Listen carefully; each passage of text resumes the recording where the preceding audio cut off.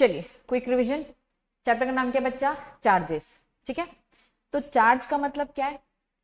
Bank से loan लिया और लोन लेते वक्त आपने जो भी सिक्योरिटी पे रखा that is charge, that is गिरवी रखना। कंपनीज एक्ट की डेफिनेशन दे रखी हो बच्चा, टोपा की डेफिनेशन दे रखी है।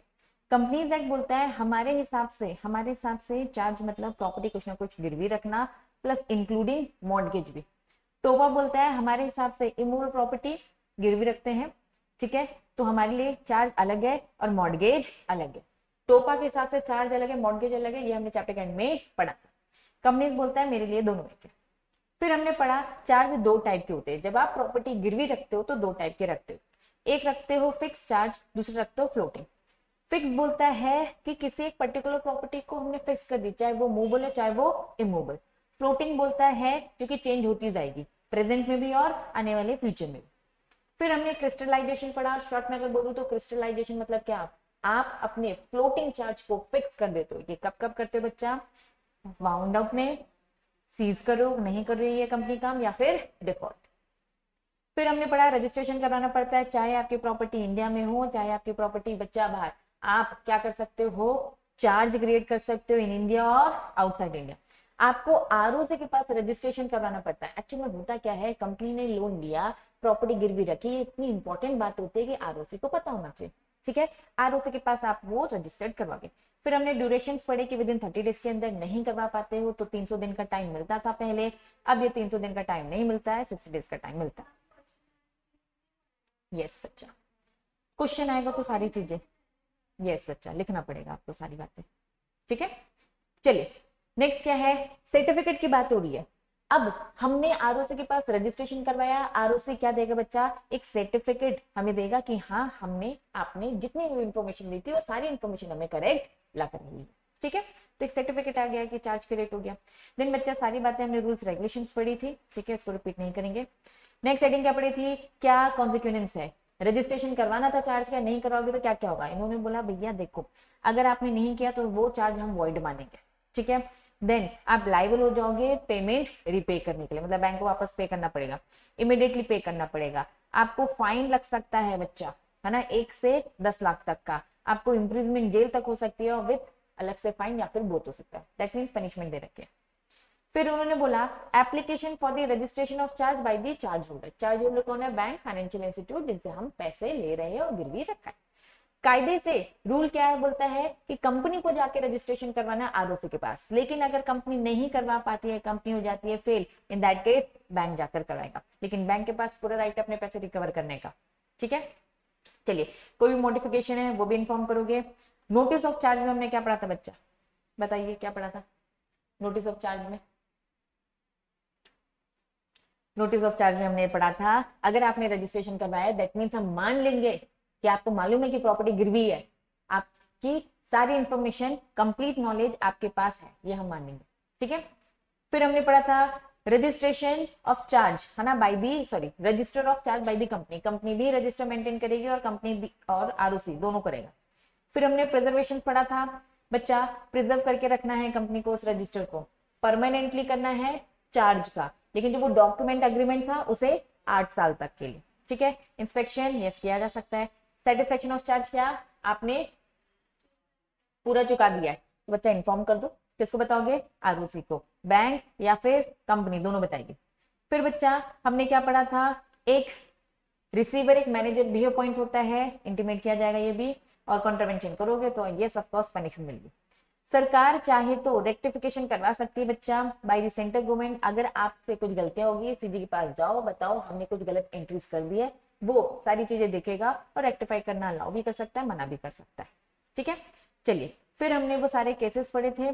केसेस का पूरा कंक्लूजन अगर बोलूं तो केसेस का कंक्लूजन यही था, फ्लोटिंग को फिक्स में कन्वर्ट कर रही हो। तो सिचुएशंस वही तीन जो क्रिस्टलाइजेशन की पड़ी थी। ठीक है, देन बच्चा हमने टोपा की डेफिनेशन में मॉर्गेज पढ़ा था। इन्होंने मॉर्गेज का मीनिंग बताया, इमोरल प्रॉपर्टी को जब गिरवी रखते हो तो वो उनका मॉर्गेज होता है जो कि चार्ज नहीं होता है। अलग अलग टाइप होते हैं मॉर्गेज के, और फाइनली हमने डिफरेंस बिटवीन पढ़ा था कि चार्ज अलग है, मॉर्गेज अलग है, दोनों के सेक्शंस अलग है। ठीक है, इसमें एक मॉर्गेज डीड होती है जिसे रजिस्टर करना पड़ता है और यहाँ पे चार्ज को रजिस्टर करने की जरूरत नहीं है। ठीक है, फोरक्लोजर का राइट किस में आ जाता है बच्चा, हमारे मॉर्गेजर में आ जाता है और हमारे चार्ज में नहीं आता। तो दीज आर डिफरेंस बिटवीन। चलिए फाइनली अब हम आते हैं क्वेश्चंस की तरफ। स्टार्टिंग में बच्चा आपको सिंपल सिंपल क्वेश्चन सीखेंगे। पहला, मॉर्गेज और चार्ज में डिफरेंस बिटवीन लिख लेंगे, ये दे रखा है, सिंपल, ठीक है। चलिए नेक्स्ट क्या है बच्चा, नोटिस ऑफ चार्ज और सेटिस्फेक्शन ऑफ चार्ज लिख लेंगे। क्या नोटिस क्या था, रजिस्ट्रेशन करवा लिया तो हम मान लेंगे आपके पास पूरा कंप्लीट नॉलेज है, पैराग्राफ फॉर्म में लिखना है, ज्यादा कुछ कंटेंट है नहीं। सेटिस्फेक्शन है क्या, रिपेमेंट हो गई है, ठीक है। चलिए एसेंशियल ऑफ मॉर्गेज बता दोगे, अभी मॉर्गेज पढ़ा, मॉर्गेज किसके अकॉर्डिंग, टोपा के अकॉर्डिंग। मॉर्गेज यहाँ पे जो भी बताना है जहां आएगा वो टोपा के अकॉर्डिंग है। अगर आप कंफ्यूज हो तो आप, अगर एग्जाम में कंफ्यूज हो जाते हो तो कंपनीज एक्ट के अकॉर्डिंग चार्ज की डेफिनेशन में कौन आता है, मॉर्गेज आता है। मॉर्गेज की अलग से डेफिनेशन किसने बताई, टोपा ने, तो टोपा की ही बताना, ठीक है। तो टोपा क्या है, डेफिनेशंस बताओ, that's it. Existing due date के लिए भी होता है, फ्यूचर के लिए भी होता है। मॉर्गेजर होता है, मॉर्गेज होता है यही, ये इसके काइंड्स है ना। काइंड्स नहीं भी इसमें तो एसेंशियल पूछे तो काइंड्स बताने की जरूरत नहीं, बस बताना बहुत वैरायटीज होती है, क्लियर है। चलिए यहाँ तो अभी चिल्लर चिल्लर question, consequence of non registration of charge,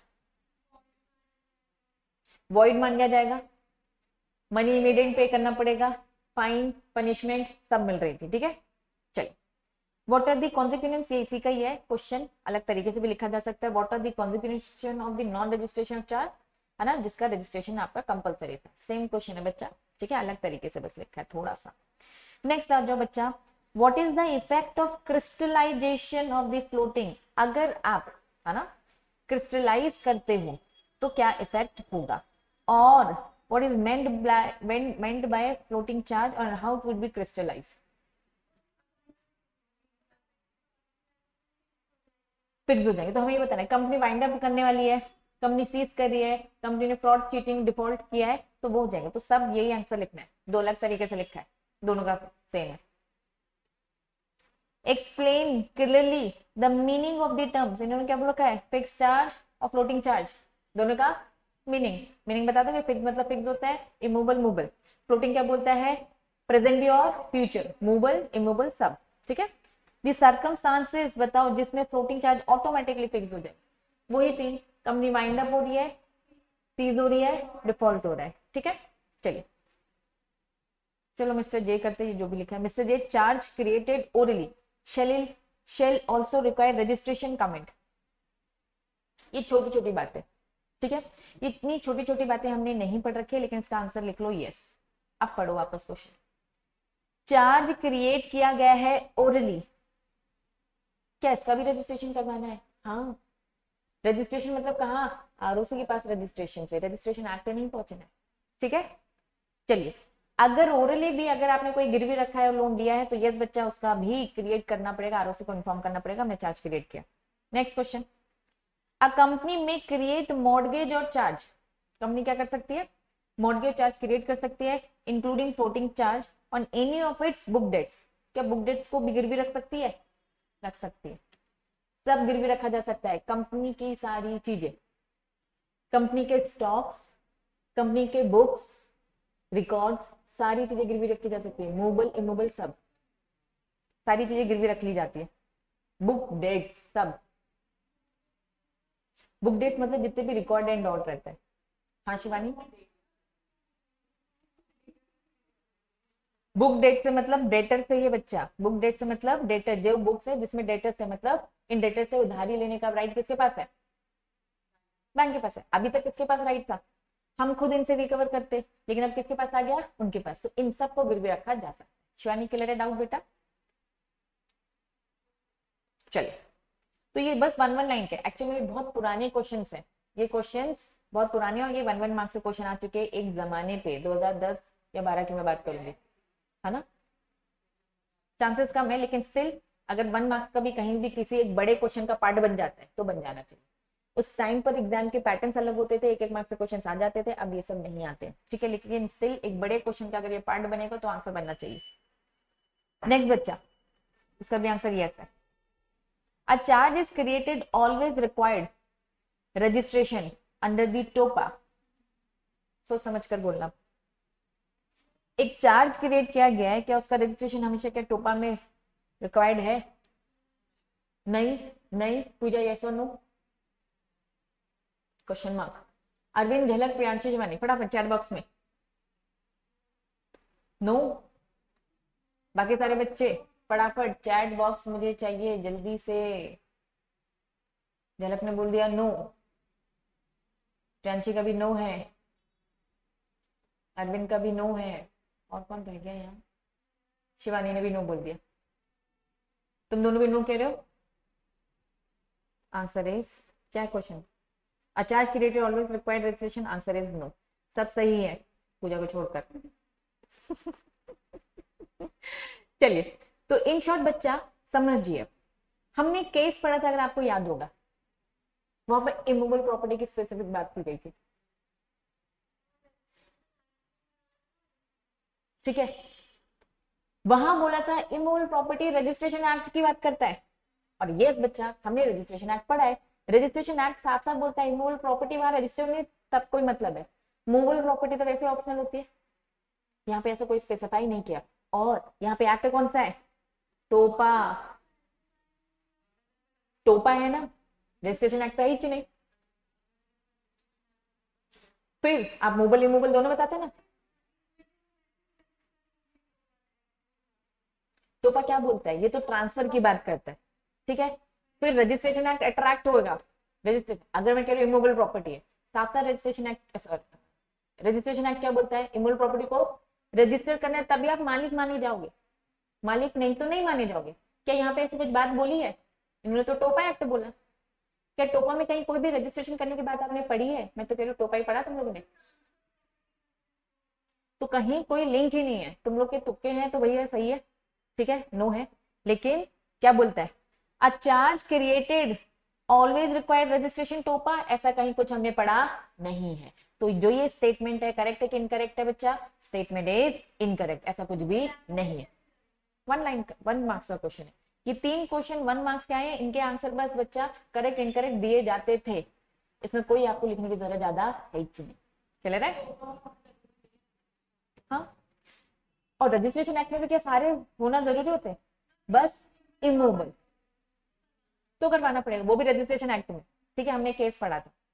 ठीक, चलिए अब आ जाओ बच्चा केस रोज लिमिटेड। रीड करो तुम लोग का हुआ केस।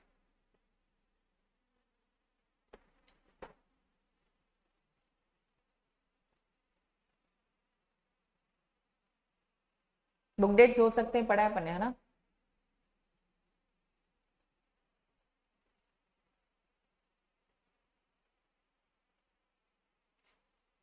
ये डी नहीं होना चाहिए, री रजिस्टर कुछ होना चाहिए। डी हटा दो, है ना? पढ़ लिया? बस मुझे भी यस और नो बताओगे, है ना? क्वेश्चन क्या पूछ रहे हैं? Is the action of the director is valid? बस मुझे यस और नो। इनवैलिड है? इनवैलिड? इनवैलिड और नॉन वैलिड बच्चों फटाफट चैट बॉक्स में। वैलिड है इनवैलिड है वैसे बताओ, रीजन बाद में पूछूंगी मैं। जल्दी जल्दी, अरविंद, हलन, प्रियांशी, शिवानी, तब तक मैं क्वेश्चन रीड कर रही हूँ। रोज लिमिटेड, ठीक है, कंपनी लोन लेती है state financial institute by creating hypothecation of the book debts, ठीक है, also future debts of the company, ठीक है। Incidentally the charge was not created, नालायकों ने क्या किया? चार्ज क्रिएट नहीं किया। आरओसी के पास state financial institution demand, bank ने बोला, फाइनेंशियल इंस्टीट्यूट ने बोला भैया सर्टिफिकेट दो, क्योंकि आरओसी के पास जब हम जाते हैं तो आरओसी हमें एक सर्टिफिकेट देता है। उसने कहा प्रूफ में दीजिए for the amount of the loan, जो भी उन्होंने दिया। Director of the company reply करता है कि भैया जो फाइनेंशियल इंस्टीट्यूट है that the charge need not to be registered, उनके अकॉर्डिंग इसे रजिस्टर करवाने की जरूरत हाइपोथिकेशन ऑफ द बुक्स नहीं है। Is the action of director is valid invalid? कितना टाइम लगा रहे हो, बस अरविंद ने दिया जवाब, नालायको। Answer is invalid. Very good. Reason क्या है? चार्ज क्रिएट करना पड़ेगा, सेक्शन 77 पूरा बताओ। 757 क्या बोलता है? कि कंपनी ने लोन लिया है, प्रॉपर्टी गिरवी रखी है, चाहे with in India outside India, आपको चार्ज क्रिएट करना पड़ेगा, आरओसी को बताना पड़ेगा, सॉरी चार्ज नहीं, चार्ज रजिस्टर करना पड़ेगा विद इन 30 डेज के अंदर, बस। ठीक है, हाँ बच्चा बता दो। नहीं नहीं नहीं नहीं, वो सब नहीं, बस इतना डिटेल नहीं, ठीक है। नेक्स्ट क्वेश्चन रीड करो।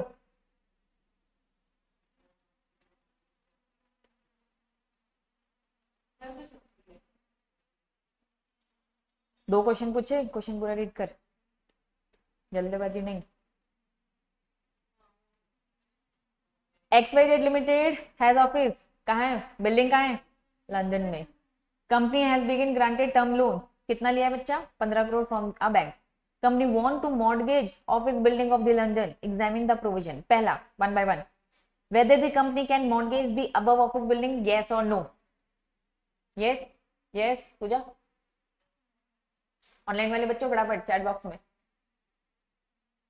पिछले क्वेश्चन का रिप्लाई बस अरविंद ने दिया था, वो भी करेक्ट। अब बाकी मेरे नालायक बच्चे क्या कर रहे हैं, झलक बोल रही है यस, अरविंद, प्रियांशी, शिवानी, जल्दी।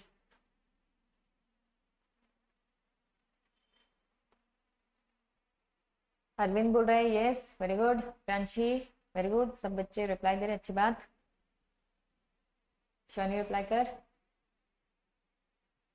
शिवानी ने बोल दिया नो, यस है। बस बस रीजन नहीं, यस नो, ठीक है। बस मुझे एक बता तेरा फाइनल, और टाइम लग रहा था नालायक, चुप रहे अब। चल, weather the company can mortgage, ठीक है, above office building, answer is yes. हमने क्या पढ़ा था, सेक्शन 77, वापस आओ। सेक्शन 77 साफ साफ बोलता है बच्चा, every company duty creating charge, चाहे इंडिया में चाहे इंडिया के बाहर, चार्ज कहाँ क्रिएट किया है, बाहर, प्रॉपर्टी बाहर है ना। जब आउटसाइड इंडिया लिखा है, शिवानी गलत है, बाकी सबका सही है, तुम्हारी बस शिवानी का गलत हुआ, ठीक। कुछ नहीं, ये प्रोविजन पूरा लिखना है, ये प्रोविजन पूरा लिखना है, ठीक है। वापस आओ, पहला क्वेश्चन बोल रहा है क्या अबव ऑफिस कर सकते हो, यस कर सकते हो, क्योंकि हमने तो पढ़ा ही है ना।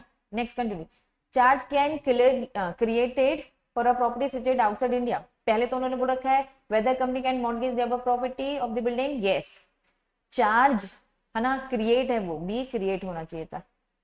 For a property situated outside India, कोई फर्क पड़ेगा, कोई फर्क नहीं पड़ेगा, यस आप कर सकते हो, दोनों का आंसर सेम है। दोनों पहले वो प्रोविजन लिख देना, प्रोविजन क्या लिखोगे, सेक्शन 77 बोलता है इनसाइड आउटसाइड दोनों बोलता है, और आंसर दोनों में यस यस कर देना। वेदर कंपनी मॉर्गेज, हाँ, सिचुएटेड आउटसाइड इंडिया है, हाँ, कोई फर्क नहीं पड़ता। क्लियर है, पक्का, खत्म। चिल्लर क्वेश्चंस थे, चैप्टर भी चिल्लर था, ठीक है। हाँ बेटा।